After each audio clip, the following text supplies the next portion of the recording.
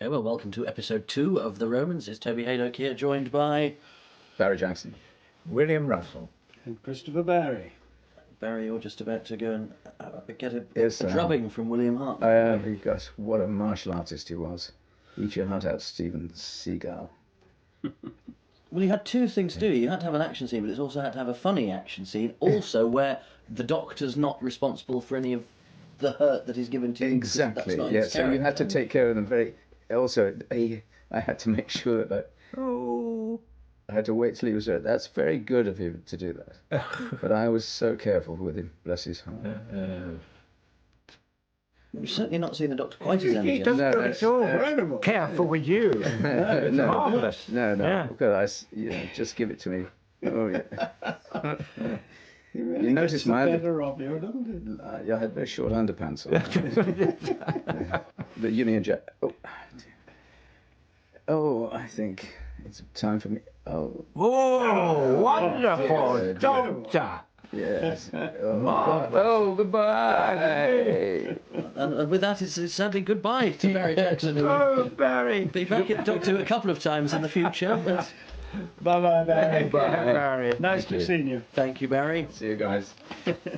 Barry, of course, turns up again in Doctor Who, later in Mission to the Unknown and the Armageddon Factor, but that is it for him in The Romans, and that was a lovely scene, Christopher. Wasn't it good? Wasn't Yeah, it good? very Didn't good. He did it well. Very did it. And well. how virile William Hartnell was. Oh, yes. I mean, he didn't Yeah. look like a septuagenarian then. No, he certainly didn't.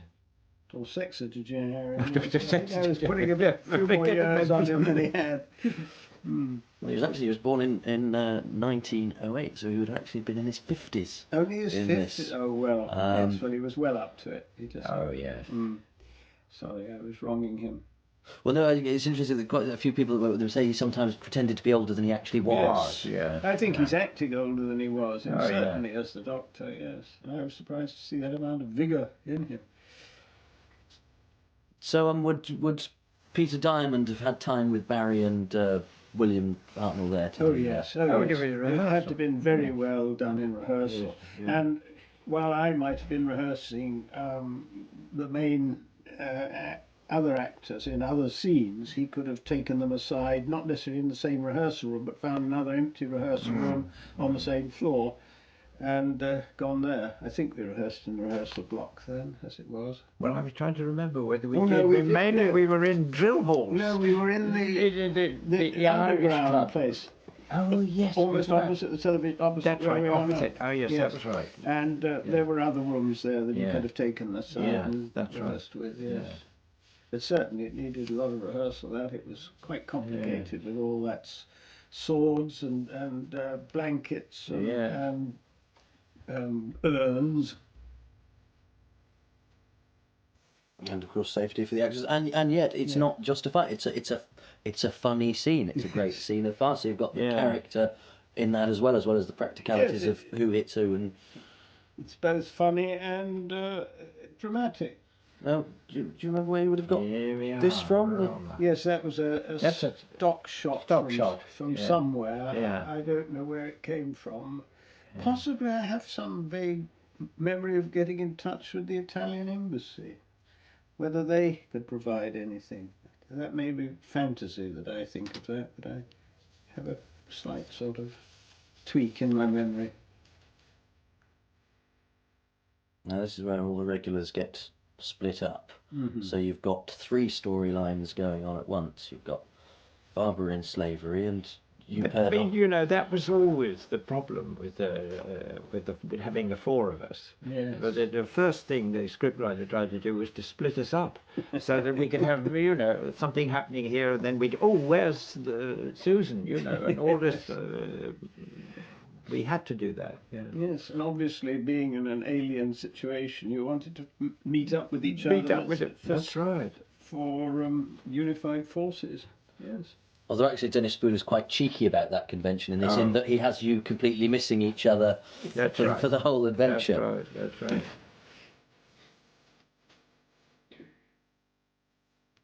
You have the Yeah, delightful. I mean, Dennis went on to do great things, didn't he? I mean, he became a producer and all kinds of things in television. This was the beginning of it. Yes. Yeah. I don't think I ever knew him as anything other than a writer. This is obviously a stock shot. Yes. Here we are. And this is your part of the plot, That's William, where right. you're. So I'm in the galley slave now. Now this, I seem to have a memory of this being shot. I don't know whether the whole episode was. No, I know the whole episode wasn't, because most of it was done at Riverside. But I think this was done in. Well, that's with Peter Diamond. That's Peter Diamond. Yes. Yes. I think this was done in Studio G at Lime Grove. I don't know why I think that, but I do. I may be quite wrong. You may be right. Because it had to be done separately. Yeah. Because, as you'll see later in the scene, there's a certain amount of turmoil and water flowing about. Yes. Yeah, we have a shipwreck, don't we? Yeah. We can't to look forward to. Yeah. Now, the galley master there, Christopher, and I have Yes. to ask you if this is an early example of postmodernism in Doctor Who, because the production team had been inspired by Carry On Cleo. Jim Dale was a neighbour of Dennis Spooner's. Yes. And the galley master there is played by Gerton Klauber, who is also in Carry On Cleo. Oh, is he? I didn't know that. He plays a shopkeeper called Marcus, whose brother is called Spensius. Oh, yes, I have. Yeah. No, I haven't seen Carry On Cleo. So, I just wondered if that was maybe a conscious nod or just a coincidence. It may have been a coincidence, or it may have been suggested by Dennis. I don't know. But I think I'd used Gerton before in something. He's another one of those ubiquitous TV faces. Yes. And with Peter Diamond, of course, you've got an actor and fighter rolled into one. Yes. Yes. Was he happy to act, or? Well, I think he was happy to take the scene, but I have heard otherwise. Well, we have Barry Jackson to thank for the fact that because you're both very stubbly there, William and Peter. But apparently it's because Peter Diamond didn't like wearing a beard. But that anecdote is copyright Barry Jackson. I can't take credit for that one. And this is where we're introduced to the other sort of major guest character, Michael Peake, who'd just been working with Morecambe and Wise on film. Well, it didn't show, did it? I mean, he gives us a serious, profoundly deep creature. He comes over and this is wonderful. Yeah, he's the sort of moral centre. Oh, of the piece. absolutely.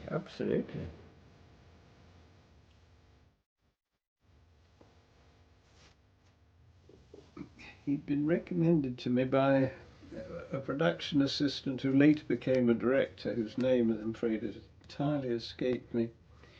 But I think she'd known him at Guildford, in the theatre. Talking of production assistants, you're a production assistant on this, later went on to direct many Doctor Who's, and that was David Maloney. David Maloney, who alas died about 2 years ago now, yes. Yes, he did a lot of Doctor Who's, very good ones too, and a lot of other programmes.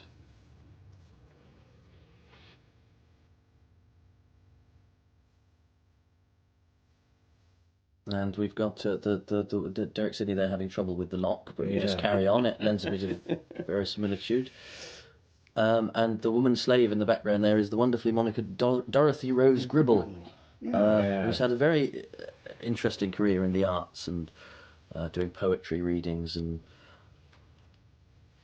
I think now runs an arts centre. Does she? Does she? Oh, good. And she's about to get a forlorn close-up there. More stock footage. Yes, plenty of this. Here comes the storm. This is where you get doused for your trouble, William. Yeah, we get drenched in a minute. It has to be said yours is the least glamorous part of this. You seem to have drawn the short straw of getting thrown about and covered in mud. And the Action Man. This happens to Action Man. You were Action Man in the other story. Yes. You often are.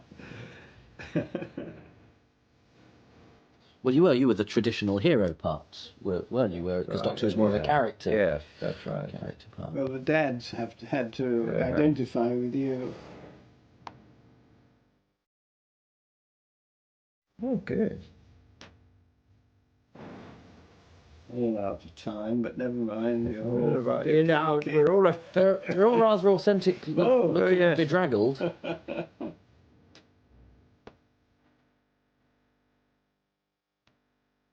That's it. The sound effects helping out there in a big Yeah, way. very good, the sound effect.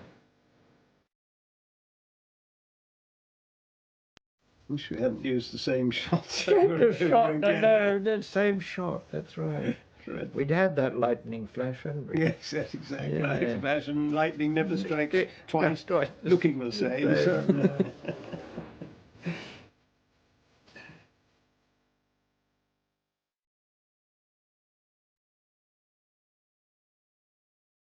And Maureen O'Brien's clearly already got a lovely relationship with William Hartnell here. Yes. Very quickly. He liked her very much right from the word go. Oh, and delightfully, they're just about to miss Jacqueline Hill getting sold as a slave. Yeah. So this is where the first of the Right. coincidences Yes, she is. occurs. Drags her away.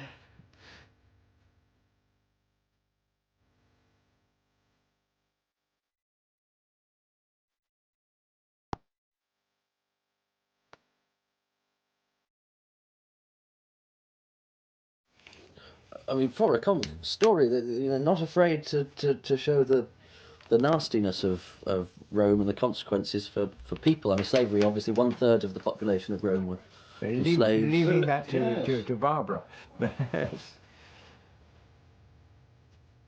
Yes, you got to do a lot of the fighting and dirty stuff, and she got lots of being threatened by men. Yes.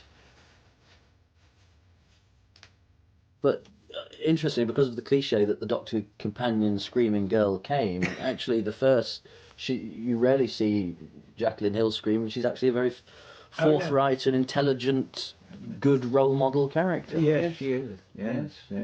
Absolutely.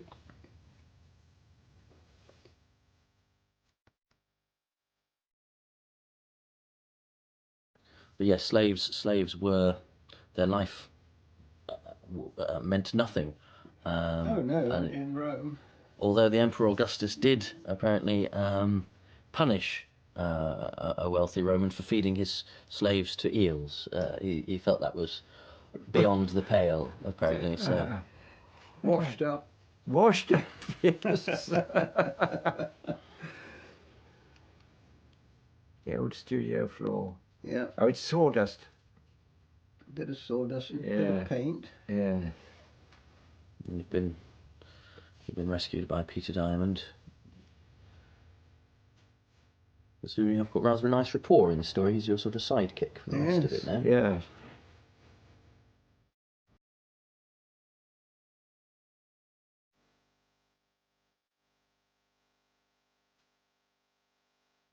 Missed a bit of comedy here when he starts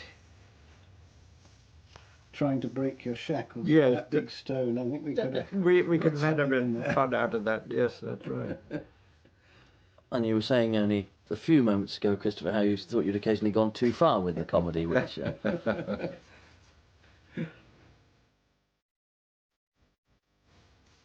I mean, in the space of a couple of weeks, gone from The Rescue, which was very sort of a small production with sort of sci-fi element, and now you're managing a beach, a boat, you've got the prison set, the market set. So Yes, it was a bigger production, but not anything I wasn't used to in other shows that I had done. Yes. But it was difficult for David Maloney as my production assistant. I think he had a much harder time on the studio day than I ever did. he would have to coordinate Yeah. everything, make sure everything was in place. And we can hear the sound effects, the waves and the seagulls. Would they have been played in live? Oh yes. Yes, we didn't have dubbing sessions or anything then. You left the studio with the show done. So you would have been able to hear those, William, and they've helped your, well, I won't say it would have hindered your performance, I guess. Yeah. So, but I guess that was just part of the course. You would hear the sound and the music and stuff, and Oh yes, we would. We heard the sound in the studio. Yes. Oh yes. A word about the music, actually, Christopher, because unusually, it's a composer called Raymond Jones who only worked on Doctor Who twice, and both times you were the director. Yes. Again, somebody introduced me to him, and I heard something of his and liked him, and I don't quite know how it came about that I hired him for this, to do this. And I lost touch with him afterwards. I haven't kept up with him since.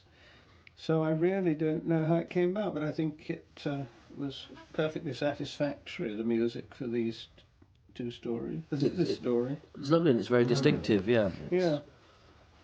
But I don't know what happened to him professionally either. I don't know if anyone else does. No, he's one of those figures from Doctor Who's history about whom little is known. No. But he certainly his music for the Savages is lovely, Yes. lyrical. Yeah. And there's always I mean now of course Doctor Who has the same composer week in week out, whereas a Doctor Who story could almost be identified by its different musician, which would give it its own tone or its own feel. Yes.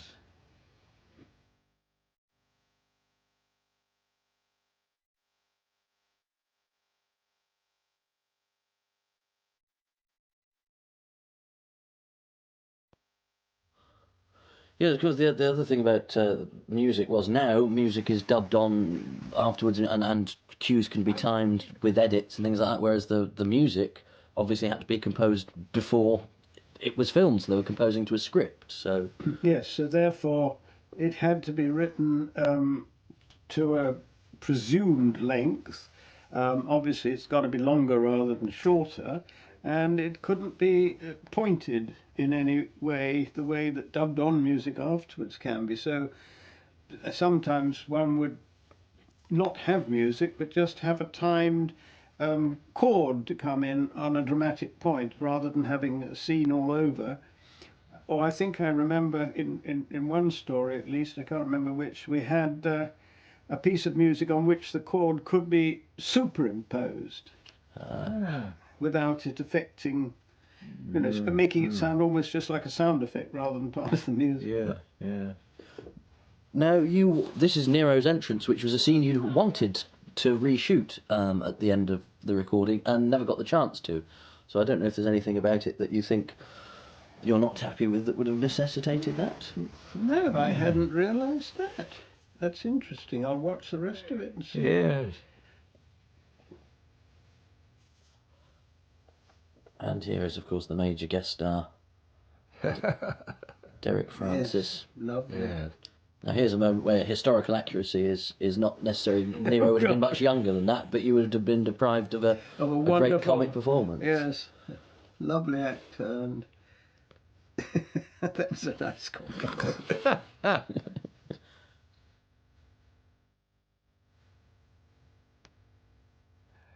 He was great friends with Jacqueline Hill.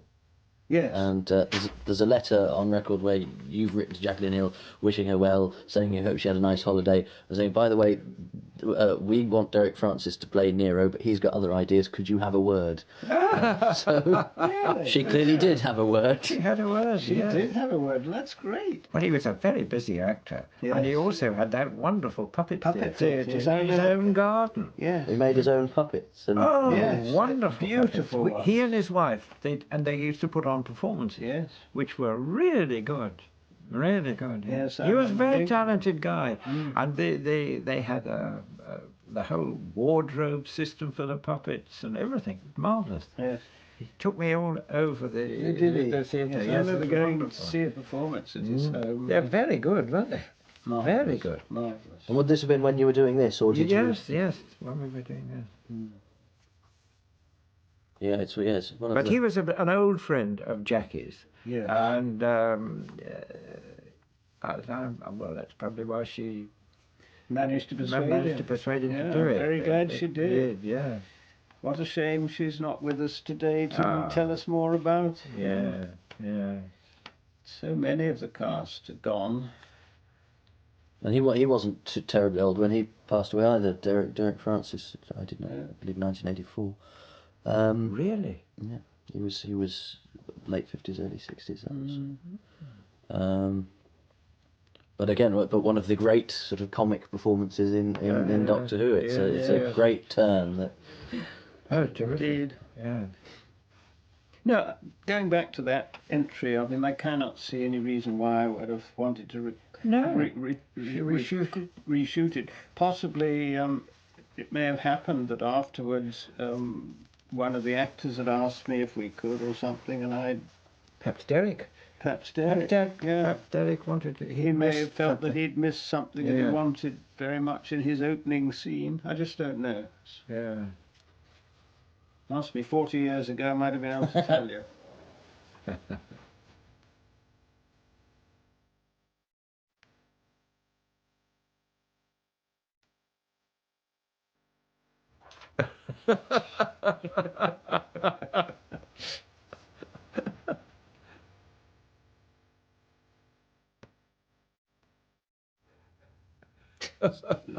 That's marvelous. Lovely. So do you get flashes of you didn't rehire Dennis Edwards to play the body of the Centurion, by the way. That's No, sure. an extra by the name of Vez Delahunt who I saved remember me. Vez, funny-looking gentleman. He was also a Thal for you, I think, in the Daleks. Oh yes, he was. Extraordinary shaped head, I seem to remember, or face. Well, his knees saved you from having to rehire Dennis Edwards. Well, an actor's fee would certainly be greater than a walk-on's.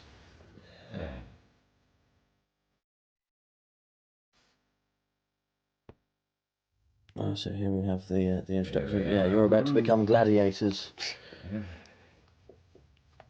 Oh.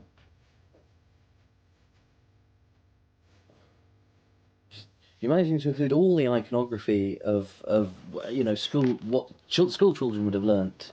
That was a wonderful shot, but what was the significance of that? The woman. It's because she was with Barbara before. Yes, she was with Barbara before, but why? Because she's going to recognise you later. I see. Because Right. it's very cleverly set up. Because she mentions the name Ian, and Dorothy Rose Gribble's character says Ian is an unusual name. I think it wasn't close enough on her or long enough held shot in retrospect. Because it was. If it was meant to set something up, it just seemed, what the hell's that quick. for? Yes. Well, you're being lined up to be fed to some stock footage, and we'll have to see if you survive in episode 3, which we hope that you will come and join us for soon.